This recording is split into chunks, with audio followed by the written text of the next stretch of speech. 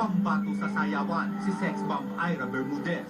Magagamit ba niya ang kanyang husay sa pagsasayaw para mautakan ang iba pang castaway? Ano nga ba ang dahilan at binigay sa kanya ang titulo bilang dancing warrior? Mahirap tawaran ng galing sa pagpapatawa ng stand-up comedian na si Pretty Tricia. Ang galing na ito ang naging pasaporte niya para makatawid siya sa telebisyon at mapasama sa cast noon ng I Love New York sa GMA. Ang pagchichir ba niya sa mga kasamahang castaway ay bahagi lang ng isang mas malaking plano para mautakan ng mga itinuturing niyang kalaban. Ipunin ang lakas, ipunin ang galing. Mula sa Starstruck 5, muling sumalang sa reality show si Ian Batterson sa pagsali niya sa Survivor Celebrity Edition. Hindi marunong sumuko ang half Filipino, half American na ito kung patatagan ang pag-uusapan. Hindi sa kanya, panindigan mo yan. Gustong kumawala ni Micah Flores sa pagiging extra sa mga pelikula at TV show.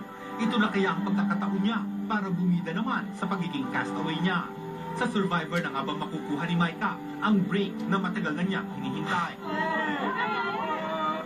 Nag-over the backwood mula sa ibang network ang young actor na si Aaron Villena. Ngayong kapuso na siya, nasaba kaagad siya sa patatagan at pautakan sa Survivor. Bulero ang tawag kay Aaron ng mga kasamahan. Makakatulong ba ito para sa minimithi niyang titulo bilang sole survivor? Kalma kayo nito.